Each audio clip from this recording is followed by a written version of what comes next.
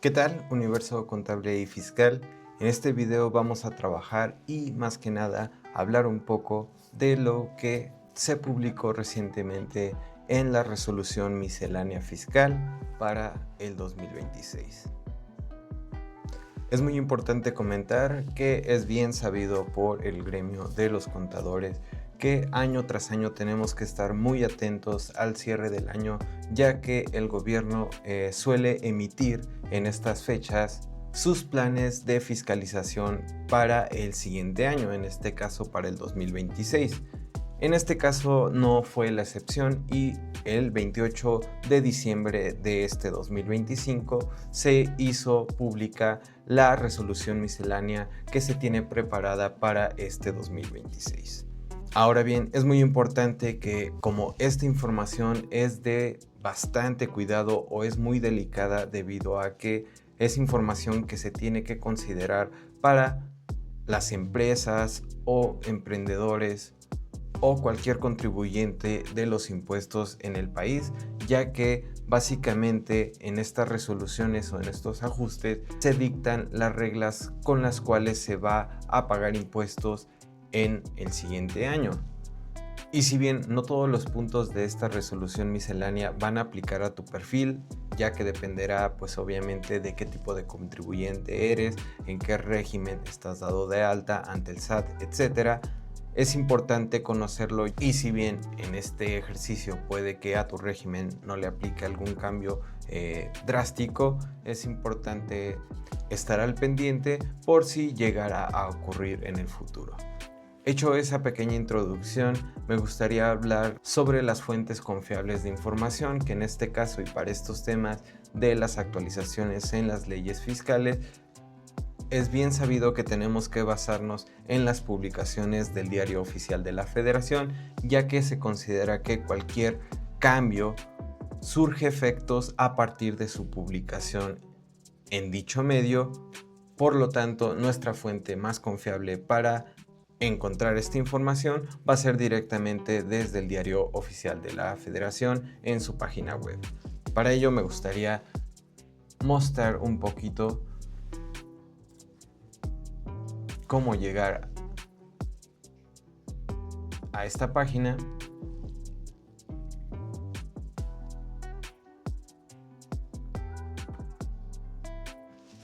Y para el ejemplo simplemente vamos a nuestro explorador de confianza y voy a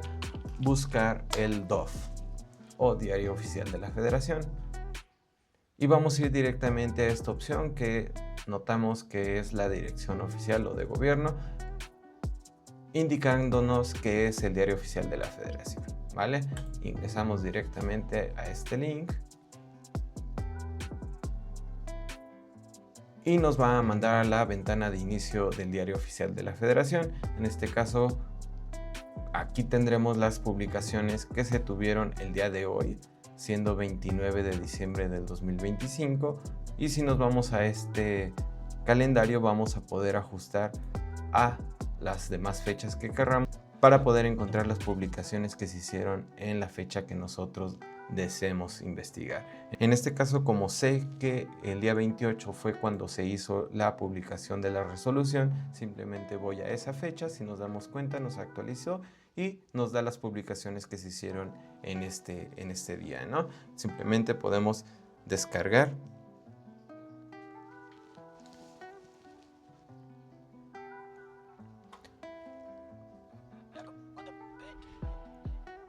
este documento oficial. Si nos damos cuenta, nos da un previo del documento y aquí podremos descargarlo.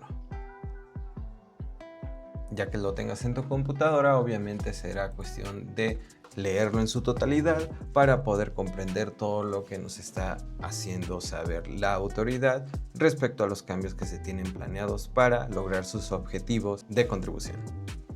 Y ahora sí, entremos a lo más importante. ¿Qué realmente cambió? Pues bien, en esta reforma realmente no va a haber un cambio tan drástico como pudo haber sido en años anteriores. No va a haber como tal una creación de nuevos impuestos o un ajuste en las tasas de los impuestos ya existentes en las leyes. Más en cambio sí va a existir una mejora en la forma en la que el SAT y el gobierno fiscalizan a los contribuyentes. Todo esto mediante los ajustes en sus controles de fiscalización. Por lo tanto, ley de ISR, ley de IVA, IEPS y SAN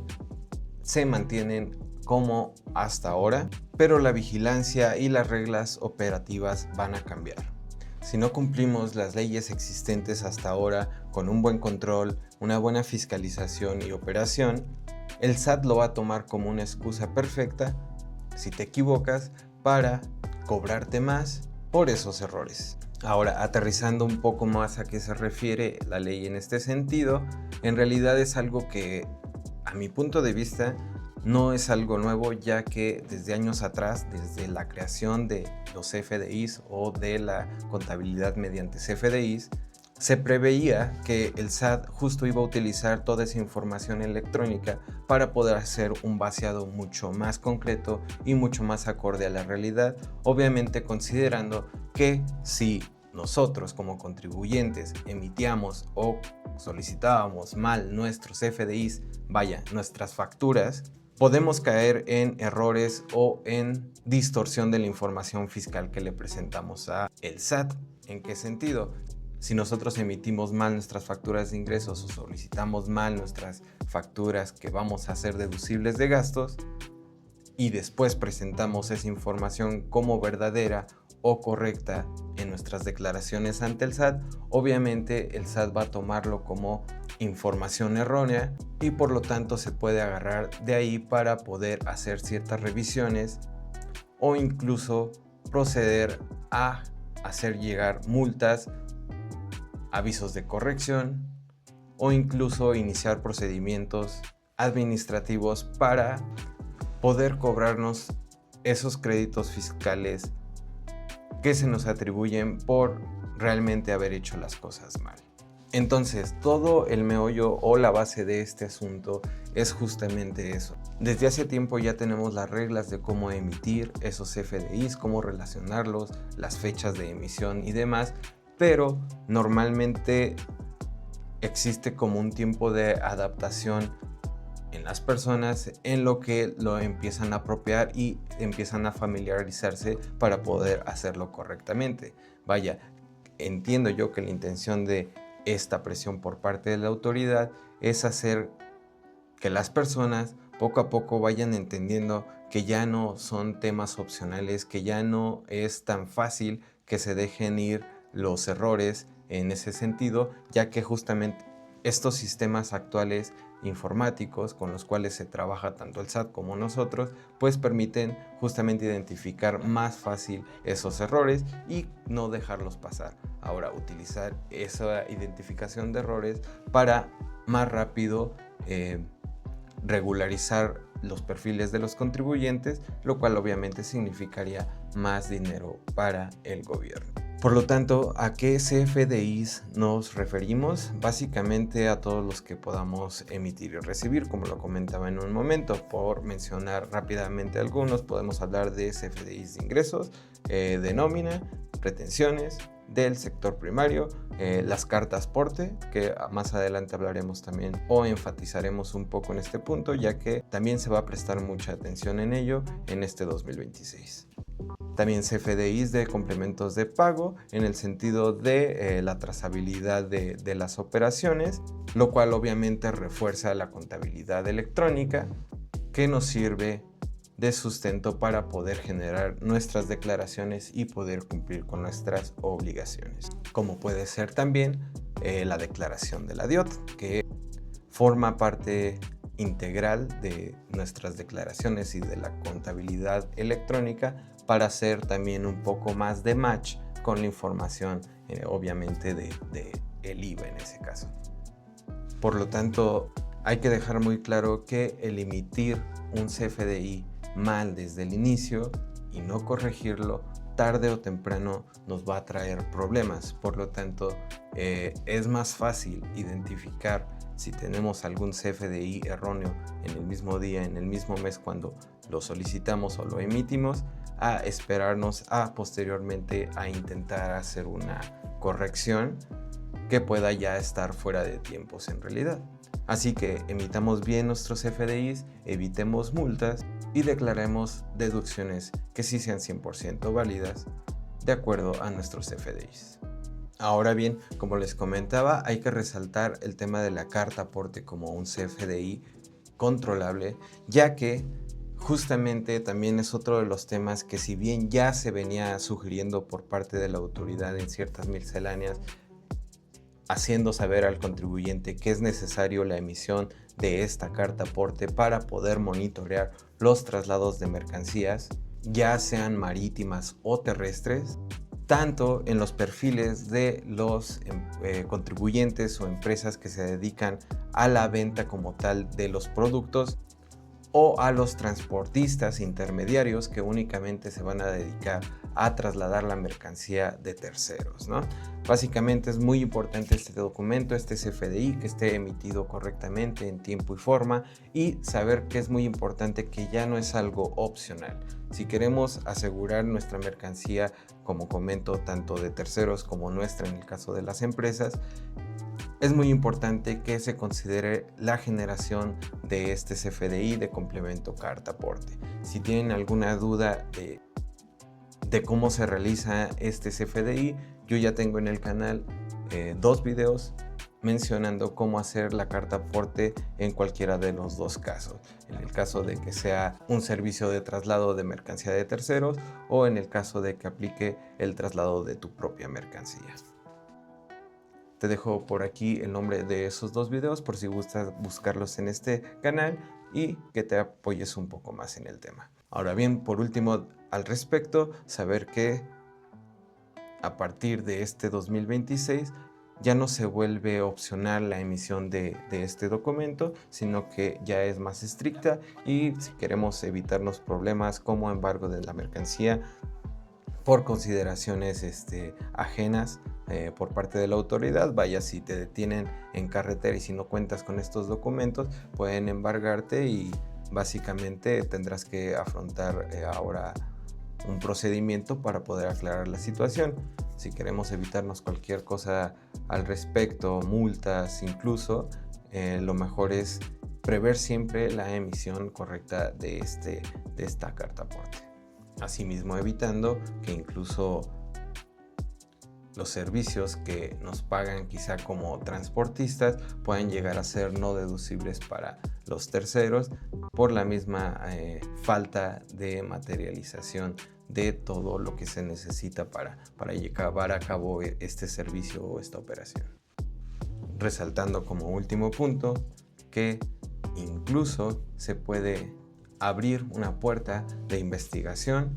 por tema de operaciones inexistentes, ya que en el pasado es muy bien sabido que se solían utilizar ciertas facturas falsas, apócrifas por así decirlo, en las cuales se utilizaba mucho el tema del traslado de bienes cuando en realidad no existía, entre muchas otras situaciones que pueden rodear este tipo de temas de operaciones inexistentes, hablando mucho o enfatizando mucho en el tema del traslado de bienes. Otro punto muy importante del cual se habla en esta resolución fiscal es el tema de los cruces automáticos de información, que en realidad va todo de la mano nuevamente con el primer punto de los CFDIs, ya que al tener toda la información digital, obviamente es más fácil actualmente que el SAT haga esa comparación de información de entre lo que ellos tienen timbrado en la nube del SAT contra lo que nosotros declaramos directamente, contra nuestra contabilidad electrónica, etcétera, etcétera. Al final de cuentas, toda esa información se entreteje, por así decirlo, y les da más fácil la oportunidad a ellos de poder confirmar si la información que nosotros estamos presentando es la correcta, dejando obsoleto, afortunadamente por parte del SAT, la revisión manual y pasando oficialmente a una era de revisión digital, por así mencionarlo. En este punto hago una pequeña pausa para invitarte también a, si gustas, pasar a visitar mi página web para que puedas conocer los servicios que también manejo en mi despacho, como son asesorías personalizadas, contabilidad para personas físicas y morales, nómina, y muy pronto un par de cursos que estaré entregándoles vía online a fin de mantenernos capacitados como contadores, empresarios, emprendedores o profesionistas. Todo eso y mucho más en mi página web. Por lo que venimos viendo, vamos confirmando que las facultades del SAT o la autoridad no aumentaron o no han venido aumentando, sino que han venido perfeccionándolas para hacer uso de ellas y lograr que su recaudación sea más grande mediante nuestros errores, no tanto mediante nuevas estrategias o impuestos por su parte. Logrando que en lugar de que el SAT esté persiguiéndonos, únicamente nos esté detectando mediante la información que nosotros mismos les presentamos. De esta forma también nos presenta formas de regularizar nuestros créditos en las cuales aparentemente nos la ponen fácil para poder regularizarnos, más en cambio yo creo que en letras chiquitas lo que no vemos o lo que no comparamos es que en realidad también las multas y recargos son las que han venido elevándose. Por lo tanto, aunque te pongan facilidades de regularización, lo que terminas pagando por regularizarte va a terminar siendo alto por las tasas de actualizaciones y recargos.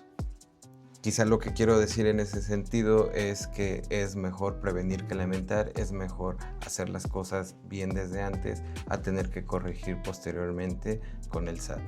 Ahora bien, en tema del reciclo, que es un régimen que en años recientes surgió con ciertas facilidades para los contribuyentes, el cual en este año 2026 no se va a ajustar, no van a cambiar sus tasas, más sin en cambio es importante considerar que si bien era un régimen que muchos consideraban para hacer actividades fraudulentas o para hacer algunas actividades que no declaraban, por ejemplo, el no facturar el 100% de lo que entraba en sus cuentas, etcétera. Todo esto, si bien se tenía esa mala idea, ahora con esta nueva resolución miscelánea se pretende por parte de la autoridad tener un poco más de foco hacia estos reciclos, darles un poco más de atención para identificar y que no se vayan a salir con la suya estos casos de perfiles de reciclo que se estuvieron utilizando para hacer malas prácticas como tal. Por lo tanto, considerar que en regímenes de reciclo se va a tener un poco más de vigilancia en cuanto a los ingresos reales que se tengan en las cuentas bancarias versus la información que entregamos en declaraciones y en nuestros CFDIs. Y en caso de que faltemos con alguna anomalía en nuestros CFDI u operaciones, ahora seremos expulsados de este régimen reciclo. En los últimos puntos que me gustaría resaltar, uno de ellos es el tema del régimen de plataformas digitales, el cual tampoco ha habido un cambio, pero se realza la importancia de que no consideren que por estar en este tipo de regímenes no se encuentran en revisión por parte del SAT, ya que totalmente lo contrario, el SAT ha estado en estos años poniendo un poco más de detalle a este régimen y perfeccionando las reglas aplicables para el mismo. Por lo tanto, todos los que trabajan mediante Uber, Airbnb, Amazon, Mercado Libre y demás, hay que tener mucho cuidado con sus retenciones, cómo emiten sus informativas, emitirlas en tiempo y forma, así como hacer los cruces de CFDIs con sus ingresos en cuentas bancarias. Por último, resaltar que los estímulos fiscales obviamente siguen aplicables, pero para los contribuyentes que obviamente se encuentren al día y presten siempre su información en tiempo y forma. También por último, en cuanto a temas internacionales, únicamente se resalta que también por este tema de la digitalización o la información electrónica se tienen acuerdos entre ciertos países, resaltando Estados Unidos, entre otros, ciertos acuerdos con los cuales la información financiera de México ya también es compartida hacia ellos y viceversa, dejando obsoleta la idea de poder hacer malas prácticas en ese sentido, ya que estos países ya comparten su información y es más fácil hacer comparativas de en dónde se obtienen qué ingresos y si se están pagando debidamente los ingresos en cada uno de los lados. Y listo, si la información te fue de utilidad, ayúdame con tus comentarios respecto a este tema. O cuéntame qué otros temas contables y fiscales te gustaría que tocara en este canal, o son de tu interés como contador, empresario, emprendedor, profesionista o contribuyente. Por último, no olvides darle like, suscríbete y recuerda que el universo contable y fiscal está en constante cambio.